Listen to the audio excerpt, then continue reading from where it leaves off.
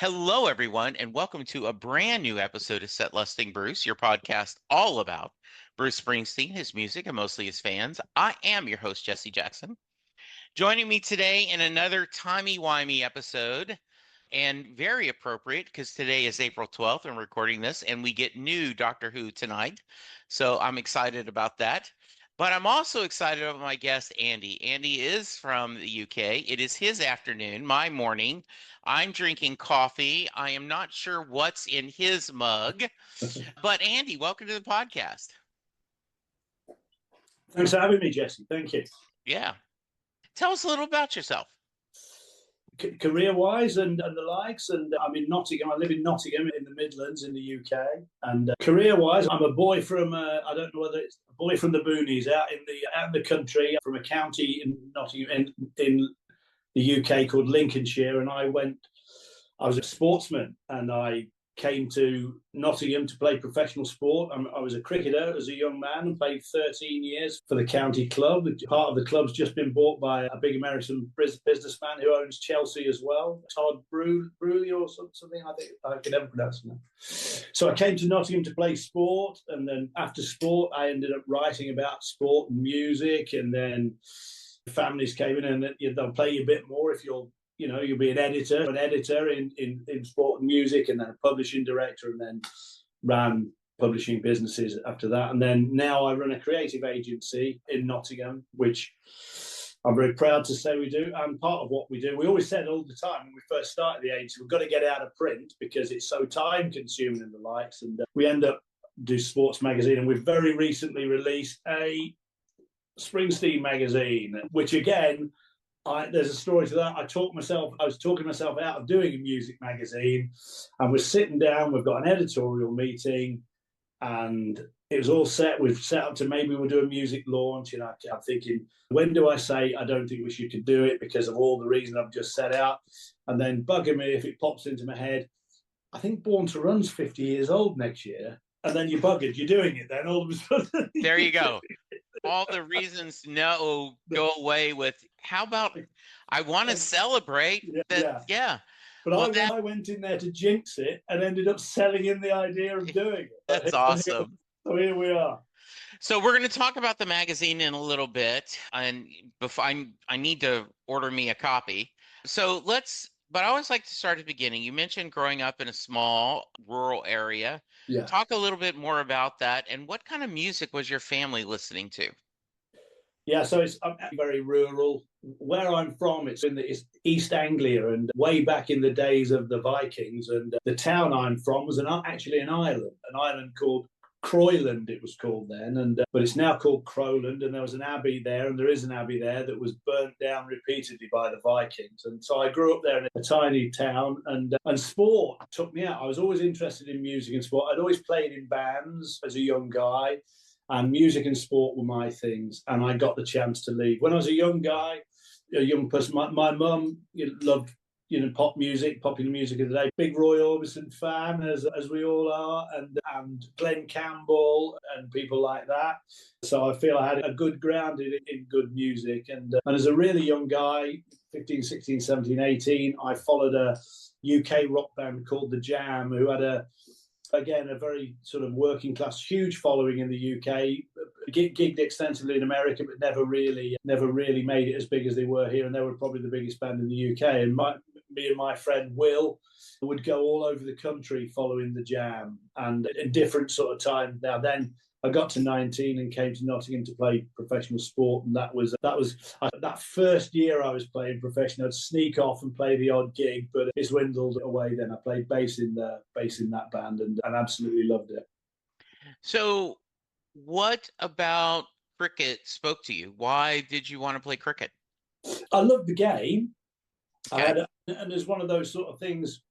I wasn't really in a professional pathway. Nottinghamshire has a professional club, but where I'm from, there was no professional club. So it was not an obvious thing to do, but I always did quite well. And it's the classic case of it's the perfect mix of you did quite well, I really liked it, and then you ended up really liking it because you did quite well at it. So it was the whole virtuous circle of having a bit of success and things like that. And yeah, I love the game, love playing it, love being in teams. It's the same sort of thing as being in a band or in a really close editorial team when you're working hard and all that. It's only the same sort of build out as that. And professional sports gives you the highs and lows, and you learn as much from the lows as you do the highs. And when I played sport, I played in a really successful team for half of my career and a really unsuccessful team for half of my year. I probably like the guys more in the unsuccessful team, but the guys in the really successful side I played in, you learn equally a lot from. And when you go over the white line, when I went over the white line with those guys, then we were a formidable team. Not necessarily me, but the other 10 players were. I was happy to be there. Did you mentioned Glenn Campbell when you heard Western Stars? Oh, Was there a thought about that? Because oh I'll tell you, yeah. I grew up my grandparents lived in a very rural town, one stoplight. They owned a dairy farm. Grandpa had to get up and milk the cows in the morning and the afternoon, in the tractor, always having to do stuff. And my mom loved Glenn Campbell, and my dad loved Merle Haggard and Johnny Yeah. Cash and everything. When I heard Western Stars, I just fell in love with it immediately. What were your thoughts? The same. Again, it's one of those things that I think it's a different story, Springsteen and the E Street Band. I think it's a completely different story, but it's the quality of his output that never surprises me, if I'm honest. Yeah. It's always of a standard, whether he's making a rock record or Western Stars.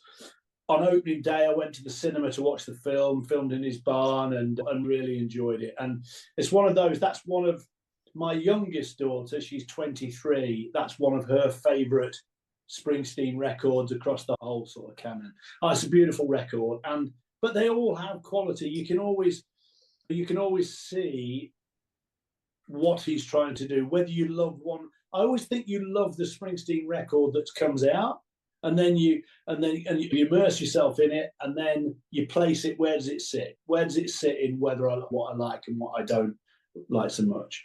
Yeah, to jump ahead a little bit, I'm a little worried. I've pre-ordered the box set, right? 7 new albums, but I'm wondering, in fact, I've already reached out to certain people saying, I want to cover this on the podcast, but I said, I may have to outsource, to use a word. Okay, you guys listen to album 1 and do a deep dive and join me to talk about it, and I'll do narration. Yeah. And then somebody else do disc 2 and then 3 and everything, because that's exactly It's right. Yeah, the new Jason Isbell, Yeah. Foxes in the Snow, right? Yeah. I've got it on repeat. Yeah. So I can absorb it. So what do you do with 7 new albums? No, I don't. And the worst thing about those, I'm not mad on those sort of albums that he releases. I'm not. Yeah. I love the live records, but they don't fit. They don't feel the same to me as Right. the others. The worst thing about the Tracks record and this new one coming out, everything I'm listening to that I'm hearing from those records, I'm thinking, but what did that song become? Yes. What did that song become? There's more often than not in those unreleased albums, there's something in the DNA of the songs that gets into another song that you know. Yeah, said. Well said. So I find that, so in those songs, the listening pleasure goes a little bit because I'm almost forensically listening to it for all the wrong reasons. Like that. So where was this? What was this? What did this become? And so I don't love it, those sort of things. But like I said before, the quality of his work, the performances are always brilliant. His vocals are always interesting, how he uses his voice. And it always feels the best he could do at that time. So it sets a high bar. Even his lowest bar is a high bar. Absolutely. Same with Jason Isbell, another great artist. Yeah. My wife called me greedy. We were supposed to go see Jason Isbell last Saturday. And as I shared with you before, she tore her meniscus in her knee. So it's really painful. And we were going to go to Austin for a quick weekend. And she just said, I just don't think I can. She goes, but it was too late to cancel the hotel reservation. And she goes, you just go without me. And why don't you see if you can get a ticket for Friday night? So I'm like, okay, twist my arm. So I saw Jason Friday night and Saturday night. I had already made plans to go with one of my best friends in Oklahoma, about an hour away, to see him Sunday night. So I saw Jason Friday, Saturday, Sunday, and then another young artist, not age young, but my other musical obsession is John Hyatt. And Right. Lily Hyatt, his daughter, was playing Thursday night.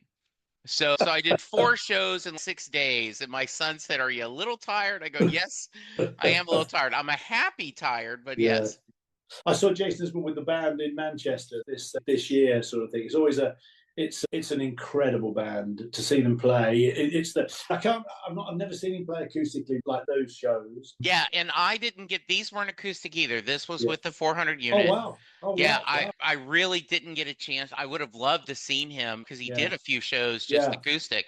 Yeah. Yeah, I really recommend everyone, if you have any, Yeah. you're a Springsteen fan, you will like Jason Isbell and the Yeah. 400 units Yeah. because Yeah. his lyrics are smart. The band really knows how to jam. Yeah. It's a good show.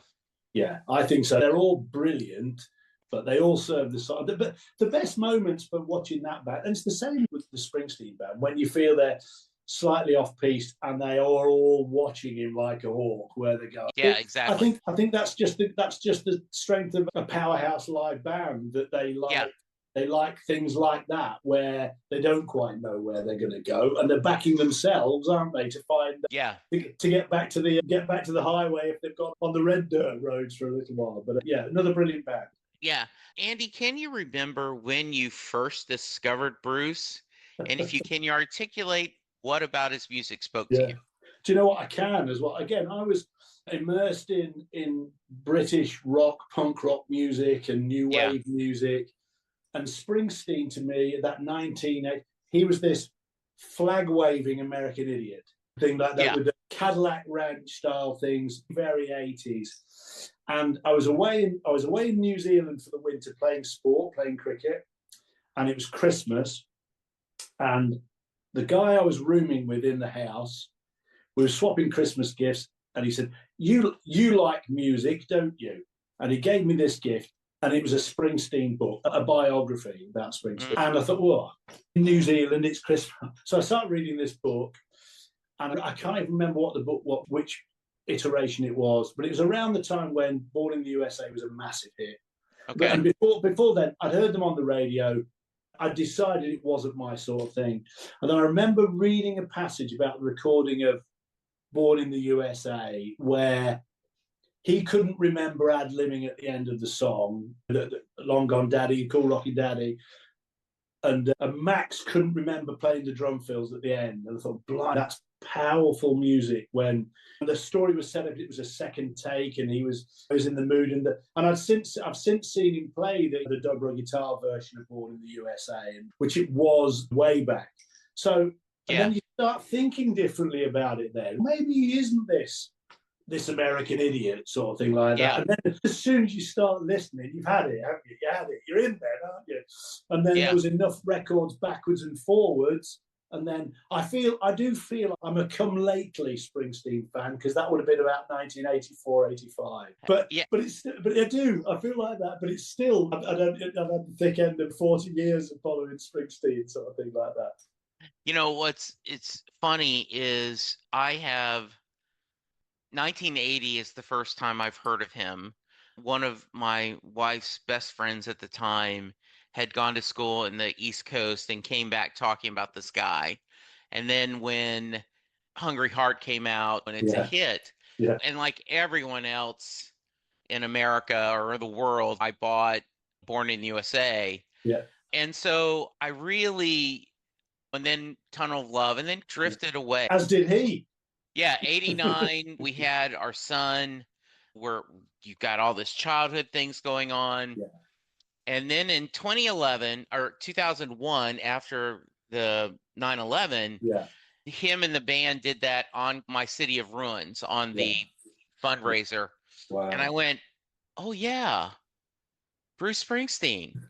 I love him. And 2002 was the first time I saw him live. Yeah. And then it was over. as Was that they the say Rising down. tour? Was that the It Rising? was, That was yeah, the first time I saw him with the band as well. yeah, I never thought I'd see them. I never thought I'd yeah, see him with the band. Never. yeah. As they say down south, Katie barred the door. It was over. It was over.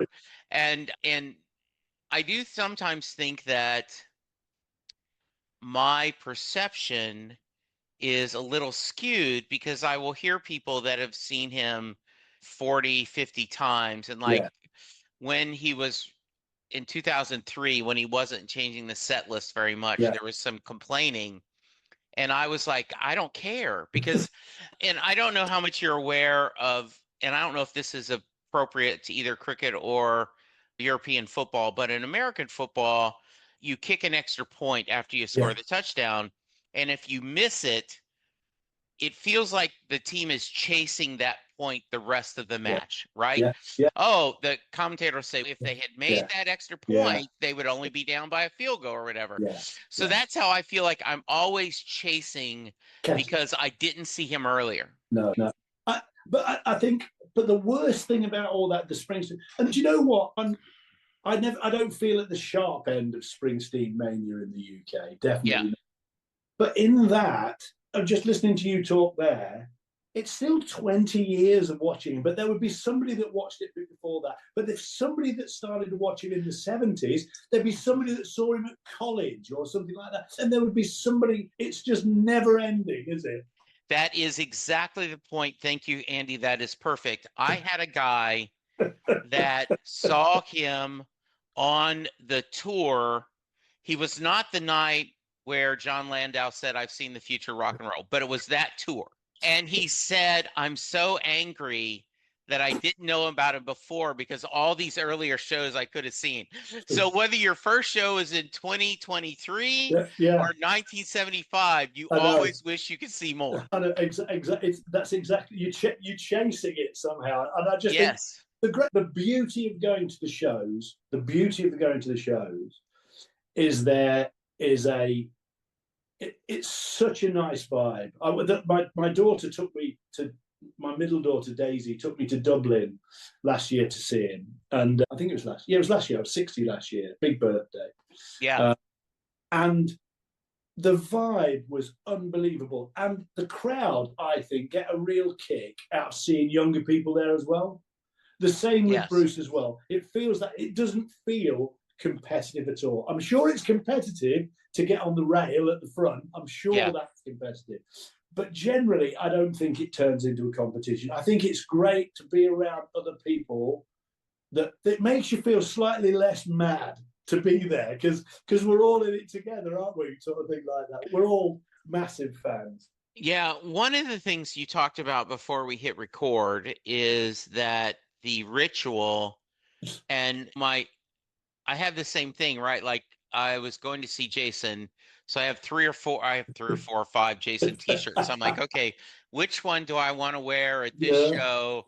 And you talked about, right, you're like, okay, which Springsteen shirt do I want to earn? And it is, and I've had a couple people talk about that they don't have anyone else in their family that are necessarily Springsteen fans.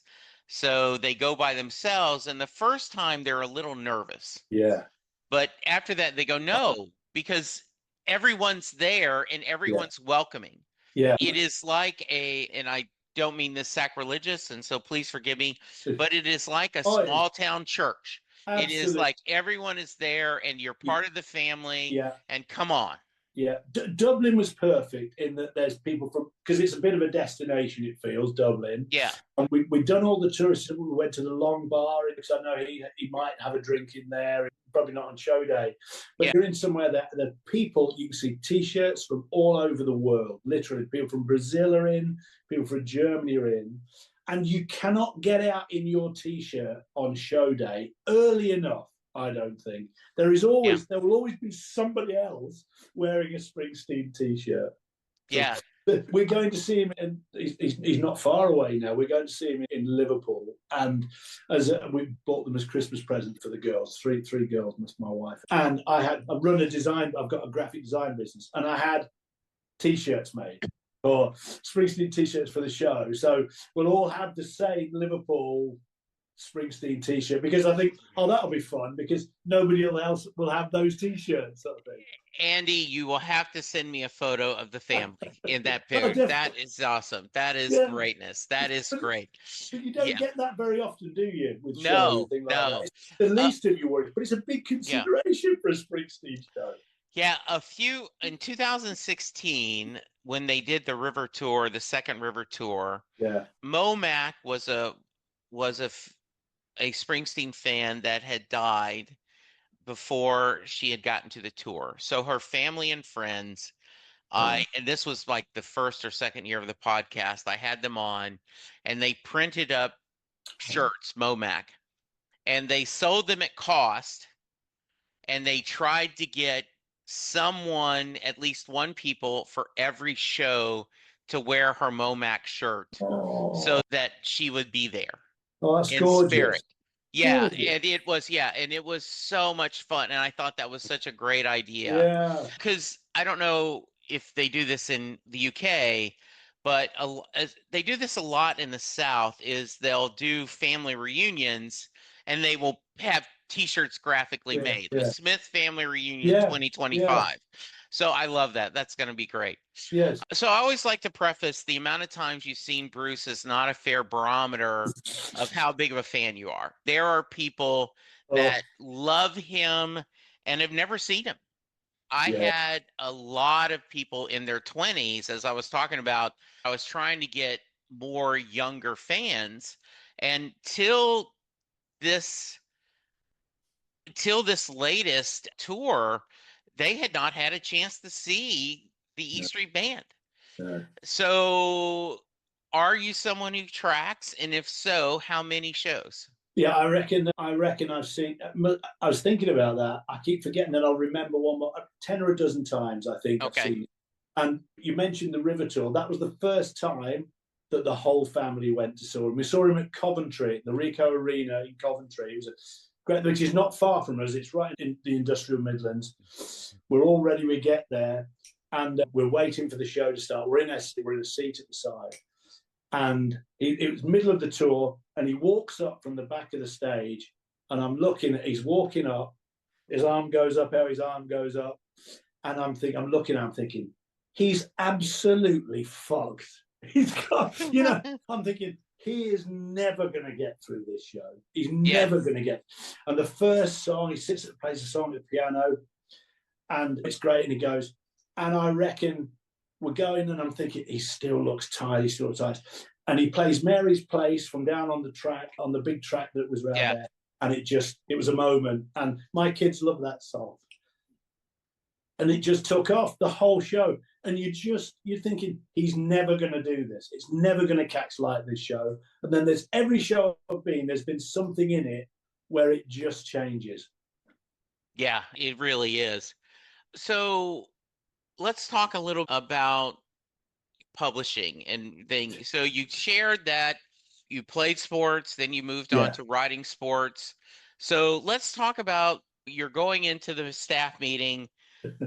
We need to, digital is where we're at. Printing a magazine about a musician is going to be a lost leader at best. Terrible idea. Yeah, tell me how that happened. So go through that a little bit. We have a magazine that we do. It's called Pitch. We won a BSME awards for it for art direction. It's a beautiful magazine. I've got a copy with me here. So it's sport-based, all sports-based. And the plan with the Pitch brand is Pitch Stories of Modern Sport. We were going to do Pitch Stories of Modern Sport, Pitch Stories of Modern Music, Pitch Stories of Modern Film and TV. So I thought that would be good. Same editorial values, same sort of look and feel. The obsessions of people that, if you like those sort of things, you might like magazines as well. Chances are it's in that same sort of thing. We do the magazine. We're on issue 12 of the sport magazine. But they're hard because they're so precise and they're big and they take a lot of bandwidth. And my job really is to run the business, not get a bloody magazine out. So and the more we do, and the worst thing is the staff love doing them, love being part of the magazine, love it because it's real and all that. So we put so many hours into it, getting it right and all those sort of things. We've got so many brilliant artists and they all contribute. So it gets a bit of an obsession, and because everybody's involved, it becomes a really big thing. And it's not a really big thing in the context of our business, because it's only accounts for a fraction of what the turnover of the business is. But everybody loves it, so it's really hard not to do it. Yeah. So going into that, the thought about the music magazine, we talked about it, and I'm thinking, well, we can't do that. It's just too much work and stuff. And then the Born to Run album came out, and we're in doing it. And we've got the big part of our business. We're a very young, apart from myself, but we pride ourselves on attracting young creative talent. Yeah, and they are super talented artists and the likes. And within the magazine, there's so many beautiful things, and they really love doing it. I'm incredibly proud of it. I am, and it's those sort of things. You start doing it, you're thinking all these things. Yeah, we're gonna do something that's going to be really good, and we hope people like it. And it's made with love. And my mentor in publishing is a guy called David Hepworth, who's a huge publishing editor of massive repute in the UK. Him and a guy called Mark Ellen. Mm-hmm. David Hepworth was one of the TV anchors on Live Aid, the original Live Aid, really respected journalist. He's done every type of magazine, music journalist primarily. He's interviewed Springsteen millions of times. I'd be surprised if he doesn't. I know there's a big documentary planned on it, and I'm sure David will be on it. Yeah. And he talks about give me the energy of a fan in a magazine over the jaundiced nature of a professional every single day, any single day of the week. And I really love that energy we've got in it. It sits on the newsstand. There's lots of magazines out there about heritage acts because people are really passionate about them, but that none of them have got the detail and the newness of what we've done with this Springsteen title, I don't think. And also, I'm really proud about the Springsteen stuff, is that he doesn't just trade on his heritage. He is a going concern very much. I always think with the Stones, there's something a little bit disappointing about it, thing like that. Whereas Springsteen plays stuff from now and then, and I hope that's reflected in the magazine as well. Very nice. So you talked about how did you reach out to people to contribute? How do you put that together? And you come up with a flat plan, an idea of what you'd like, and some things come in, some things go. There's some long form reads, there's lots of short form stuff in it as well. You're just trying to give a real overview. The real difficulty in stuff about and dealing with Springsteen fans have read and seen everything. There isn't anything you're not seeing. But in terms of this magazine, I don't know if you can see it. I can, yeah, that's beautiful. Recreated the iconic guitars and wrote about those. And these are all new illustrations within it and the like. So where we can bring something that's innovative and the likes, we've really tried to up it and bring it up to date if we can. So if people want the magazine, where can they find it? I think in the US, I think we are going to be in Barnes and Noble is the hugely posh one, isn't it? I had a real moment when I was in the States. Christmas, last January, and I was doing a job at the Javits Centre there. We've got a client exhibition on, and I knew we'd got some copies out in America of the sport magazine, and I went on Fifth Avenue in the Barnes and Noble there, and I walked in, and I saw my magazine that we make in Nottingham on the newsstand in Barnes, and I looked at it, and it completely freaked me out. And I turned around and I walked out of the shop. I walked straight out of the shop. I didn't know what to do. I didn't know what to do with it. So I had to process it. So I went out and had a cup of coffee and I went back in. And then I looked at it again. And it's such a thrill. So I know it's in Barnes and Noble, and I know that being distributed out there. Or if people want to order a copy online, you can go to pitch-mag.co.uk. There'll be a pop-up for the Springsteen magazine, and we'll get one to you. Good. I'll make sure and order one for me. So you talked a little bit. I want to go back to a couple. Are there stories from shows that you want to share? Highlights or things that you'd love to share with? Yeah, the first time I heard them play Jungleland, I never thought I'd hear that. That is always special to me. Which I remember crying. I don't think I've ever cried at a show before. And that's a weird feeling for a hairy-ass guy like myself. Yeah. But the band's capable of that, isn't it? And Yeah. those moments mean so much. And then again, seeing Jake play that as well. I don't know how that was always a big song, as we all know, but it seems to have taken on even more significance now. With the loss of Clarence. Yeah, absolutely.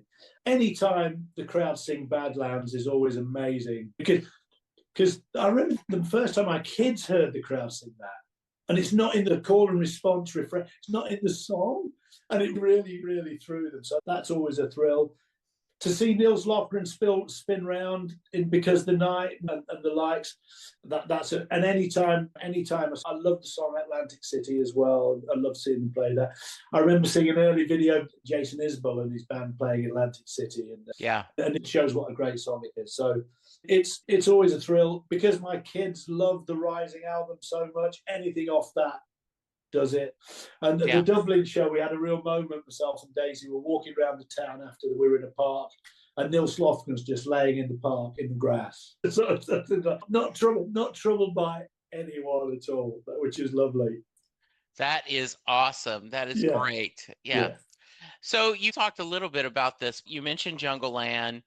We talked about Western Stars. Let's talk some more about favorite albums or favorite songs. I think favorite album is, I think I've got such an affinity for the Rising record because that was the record that drew my family to Springsteen. Tell me that story. I could tell them the story about it, about why it was important. And they'd not really seen Springsteen on the TV or anything like that. And I could talk to them about the significance of him being with the band and how that narrative's different. And they got it. And it's the same with, again, another conversation with David Hepworth. I think it's a different story in terms of how many people are interested talking about Springsteen and the E Street Band. It's their shared story that is the compelling one. He's an amazing artist and all that, and I can see that they're completely in awe of him still to this day when the shows happen. But the story of him with the band is the story of Bruce Springsteen, I think. So I'm so pleased for that album because that got my family into Springsteen as well. And not just that, it'll be tour dates will get announced and my phone will ping, and it's all my girls, and it's, are we going to go? Are we going to go? The Springsteen on, or with the fans forum, it will be the theatre's been booked out in that they're into rehearsal, which means the band's going to go on tour, and it's the phone. Are we going to go? Are we going to go? Dad, can we go? As somebody as old as I am, that feels really special that we've all got Springsteen. Isn't it? It is something special about when your kids still want to hang with you. Yeah. And they want to do something. One of the things that when my son is currently living with us, he's saving money for a house. But when he had moved out, he still made a point of every Sunday coming for a Dallas Cowboy game. Like it is part of the family. And so I love that idea. Yeah. So I want to know what you talked a little bit about the box set. Is there anything you're wanting specifically about that? Or you shared a little bit, tell me a little bit more maybe on some older stuff where you found it fascinating that this song morphed into another song. Yeah, again, that was when the Tracks album came out as well. It was a glimpse into the songwriting process, I felt. Yeah. Rather than a thing in itself. There were lots of things that became something else. And that showed me what it takes to write those fantastic songs. People do talk about the whole song was complete in 5 minutes. If you listen to those albums those songs that got Springsteen there, you can hear the work in that. Not the flash of lightning. They are works in progress where he clearly wasn't happy with that. Clearly wasn't happy with that. Clearly wasn't. Yeah. And it would be only when he goes and looks back that they do sound markedly different to how he thought they sounded. I'm sure. Yeah. I'm sure he saw the progression closer. I have to really squint and think what those songs might become but he will know exactly what those songs will come, because and that's so. I think so. You learn about him as a songwriter in those songs. I find the sheer volume of lyrics that he's churned out, I find that I'm completely in awe of that, in terms of how he writes and how I feel he has a language all of his own. You look at those early records, the Dylan comparison. It's really funny. An aside, you said about maybe there might be an aside. I play in a country pop band. We play, modern American pop music, pop country music, and the singer in the band, you'll understand why. The singer in the band is a massive Dylan fan, massive Bob Dylan, and he can't stand Springsteen. How funny. He can't stand him, and I've never got to the bottom of why. To the point he can't stand Springsteen, he won't even play Eric Church's song called Springsteen. Now I want him on the podcast. I need to have your mate on the podcast. That's hilarious. Yeah, so I'm sure Glenn, who sings in the band, I'm sure he can rationalize it. But from my point of view, it looks well. So in terms of that was very much Springsteen writing how he did with the rhyming dictionary. And then to write after that so lyrically, so poetically, and so romantically, as he still maintains in all the subject eras he writes about. I think it's incredible. I think you have to have a really big heart to write like that. Yeah, that is interesting. So what have I not asked you that I should have, Andy? I don't know. I find it really fascinating with other people. There's the worst thing about being a Springsteen fan is there is always somebody that knows more. There's always somebody that knows more. So I don't understand it really, how we all feel frauds somehow. Do you know what I mean? Sort of thing like that. And I don't understand that a bit. I think it feels a pretty unique fan group like that, where everybody has that shared outsider.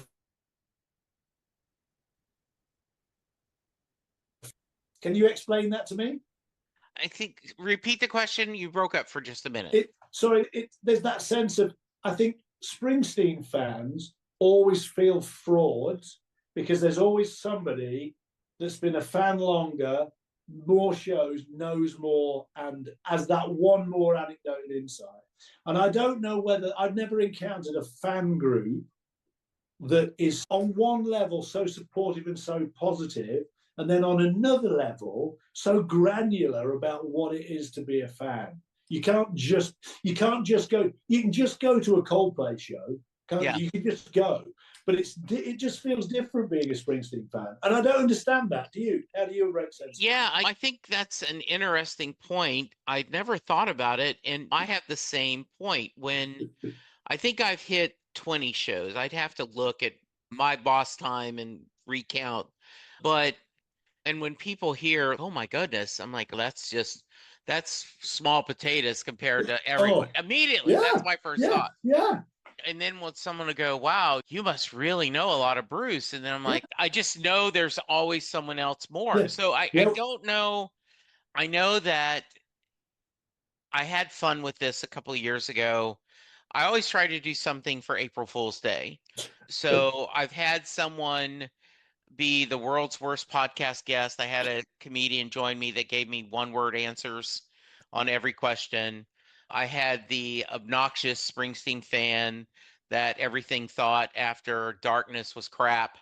This year, one of my good friends joined me and we did Set Lusting Bruce, a Bruce Boxleiter episode all about, and the premise was the podcast was always about Bruce Boxleiter from Scarecrow and Mrs. King and Babylon 5. But there is that, and there is an emotional attachment. Like, I am a little frustrated that people will, like when he put out the covers album, the Soul covers album, a couple people, he's ruining his legacy. I'm like, Oh. you can't ruin his legacy unless we find out that he murdered someone. Or he didn't write it, or he didn't Yeah. write it. Yeah. The idea that he wants to do an album of covers, let him. Good on him. Good on him. Yeah. And when the idea, oh, I can't believe he's greedy, wanting this much money for the box set. I'm like, look, he's not the one making the pricing. Buy it, don't buy it. Yeah. But I do think that there is a lot of that. I think because he has such a passionate fan base. And I think maybe the Grateful Dead fans might be the next closest. But it is, and I know there are some, like I was lucky enough to have a guy on the podcast that's a huge Cyndi Lauper fan. Right. They were working on trying to get her in the Hall of Fame.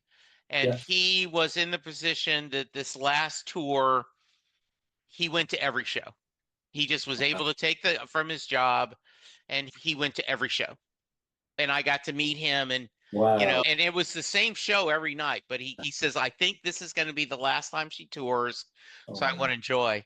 So I think, and see, once again, I'm doing exactly what you said, Andy. Instead of me going, yes, absolutely, there is no fan base like Bruce Springsteen fans, I'm couching it. We're pretty good. But yeah, I don't know where that comes from. No. I think maybe, when he talks about to be a successful person, he's really good at that. You have to have someone who says you're a piece of garbage, and someone else says you're the greatest thing since Jesus. Yeah. And so I think that combination of, I had a guy on the other day, a couple of years ago, huge Bee Gees fan. And we shared the same statement. When people say to him, well, I can't stand the Bee Gees, he says, have you listened to anything besides Saturday Night Fever? And I say the same thing. When someone says, I can't stand Bruce Springsteen, I go, have you listened to anything besides Born in the USA? Yeah. And so it's just divorce. So I do think I'm going to be thinking on that a little bit, Andy. I love that. Yeah. I think, I don't know, but I find him fascinating. I find there's lots of things that I think it's amazing to keep a band together as long as they have. Yeah. I think it's amazing to keep a band together, and they're still clearly in awe of him at this stage. I know that takes, running a business, or it's running a business effectively, and they still not only respect him, and they admire him as well, and they all want to do a good job for him. You can tell if anybody gets singled out for special praise on the night, and you can just see them. You can see them grow on the stage, and these are grown men, women. Yeah. That he's giving that validation for.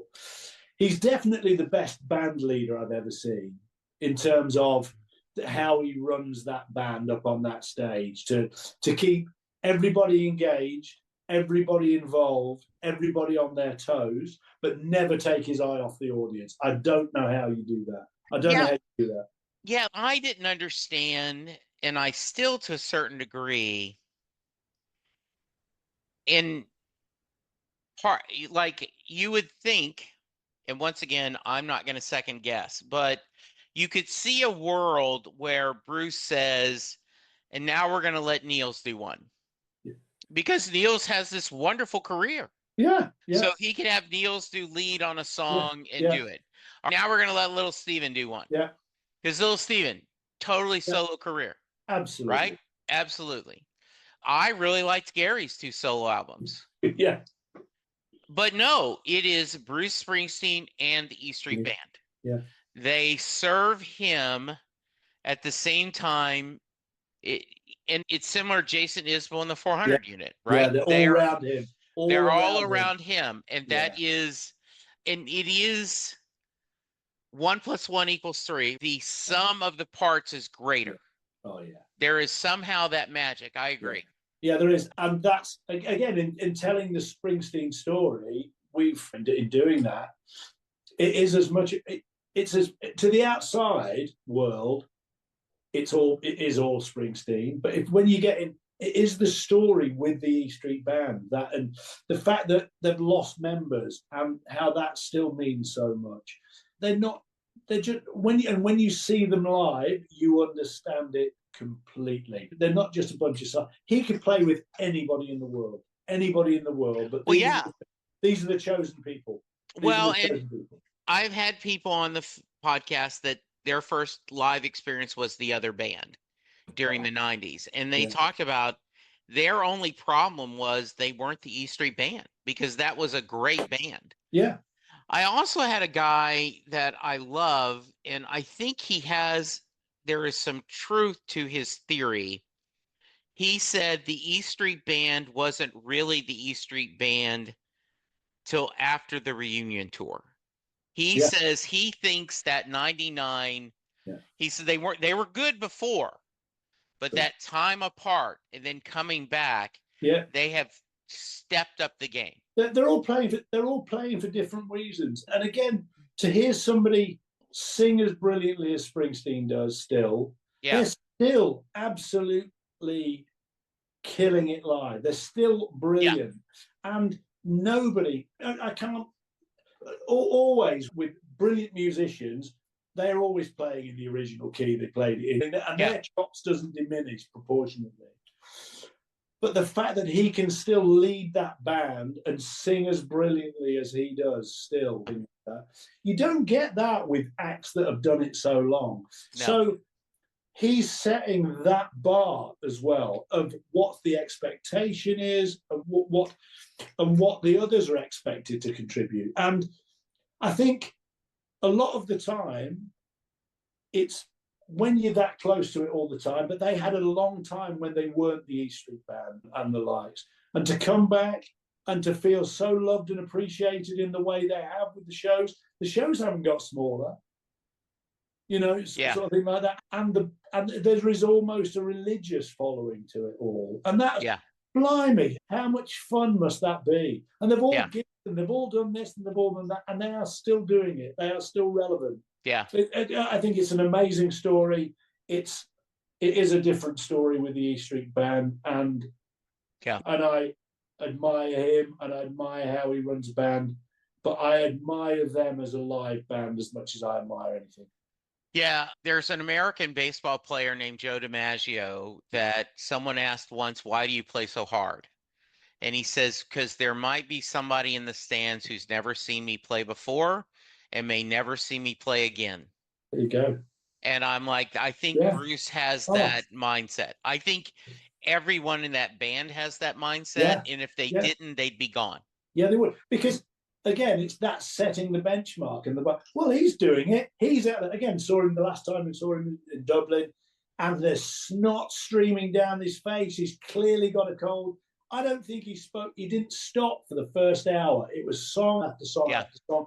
And what can you do as a band member other than you just got to go with it, haven't you? You've got to go with it. So you're in that slipstream. If he's doing it. So you told a couple stories about your wonderful daughters. I'll tell you a story about my son. Yeah. So it's 2016. We drove up to Oklahoma City, and that was going to be his first show. And he's probably about 25, 26. So we went 3-hour show. We're leaving. And I go, do you want to go get a drink? Do you want to go somewhere to a club? I think I just want to go home. I just want to go back to the hotel. I said, okay. So we go back to the hotel. We go to sleep. And we get up in the morning. We're driving back. And we stop and got some coffee and a breakfast sandwich. And I said, do you mind?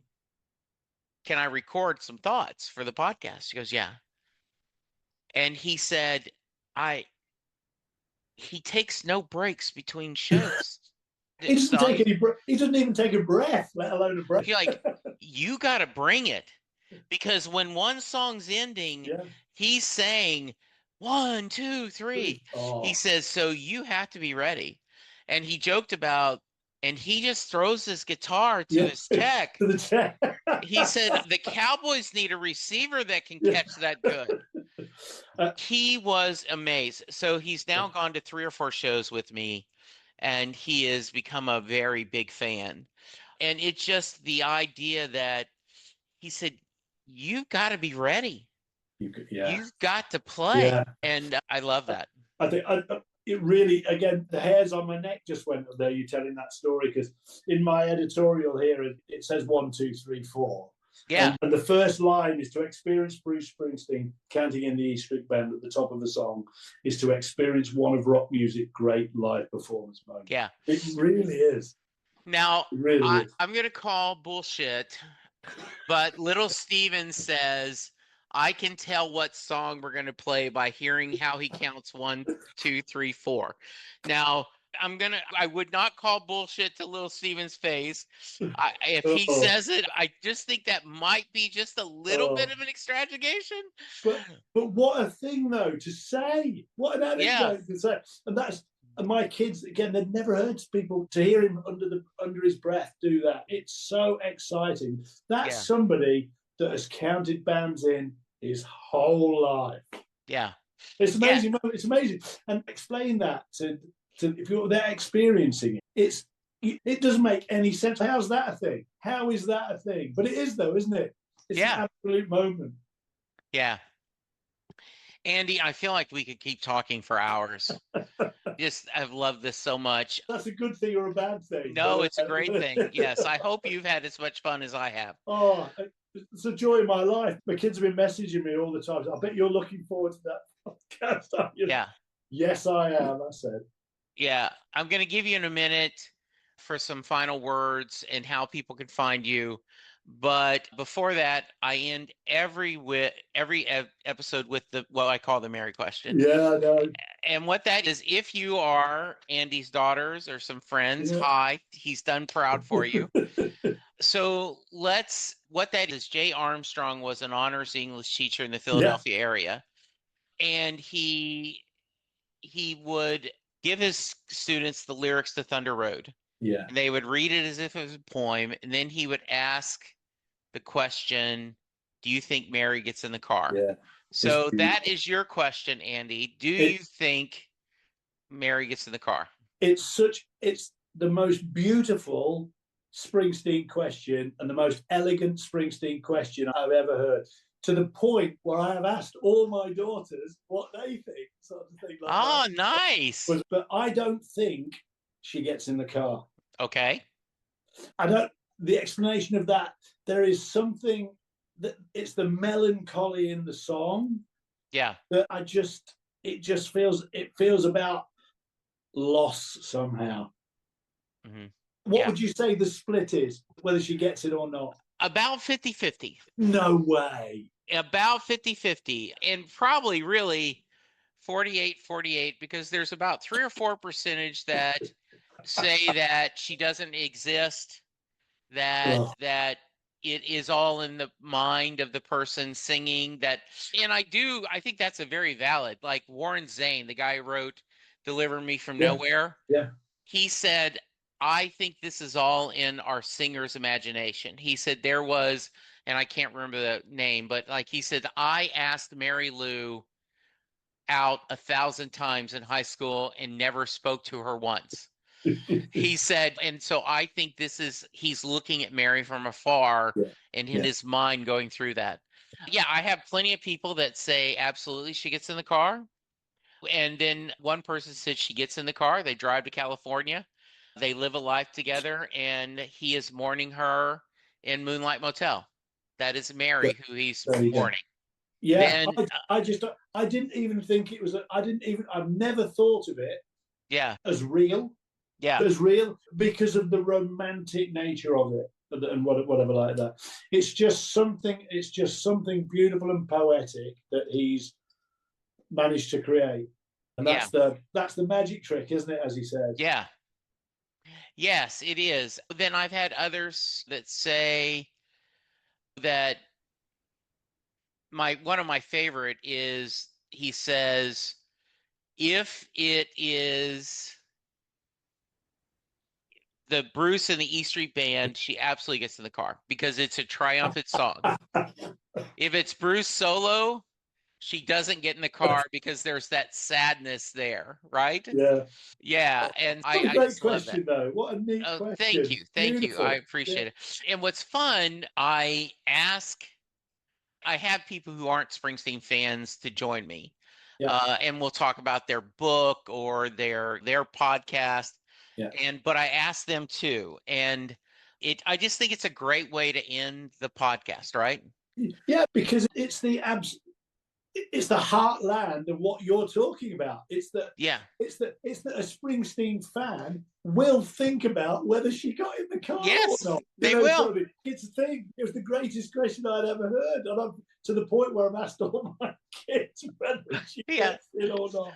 And what's funny is someone asked. He says, well, "If Bruce joined you, would you ask him?" And I said, "Absolutely." Yeah. She goes, "Then you would have to quit asking." I go, "No, because I think Bruce just knows his answer." Yeah, that's all it is. That's it is his answer. Yeah. Yeah. All right. It's the same. It's the same at the end of Butch Cassidy and the Sundance Kid, isn't it? When they come out, you'd ask, do they get gunned down or do they get away? Yeah. Like, and it's nobody knows that, do they? Really, even the person that wrote it. Exactly. Because there's no point knowing. Yeah. So, Andy, if someone wants to reach you, what's the best way?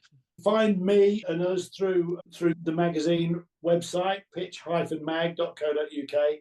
I'm probably most active on LinkedIn as a business sort of thing like that. So that's Andy Afford, that's me, they'll find me. Or on Instagram at Affordino, that's my handle. Okay. I'll be staggered if anybody reaches out. But send me your links and a photo you want me to use. I'll include that. This will be out in about a month. Any final thoughts before I get you out of here?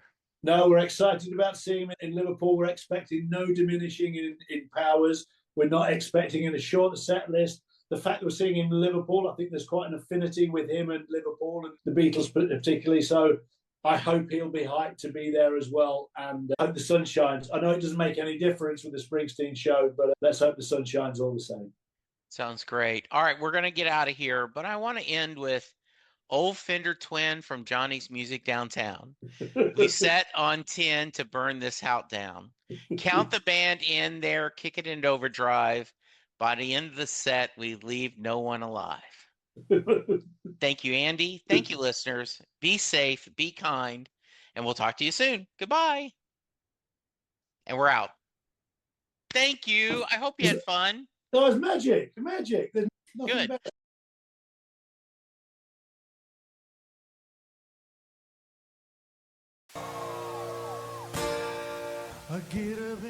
Thank you for listening to this episode of Set Listing Bruce. I hope you enjoyed it, and I also hope you check out other episodes of the podcast. I'm going to go through some housekeeping items here on how to contact me and some of my other projects, so please hang around. I'm still on Twitter, aka X, at Jesse Jackson DFW. The show is also on Twitter at Set Listing Bruce.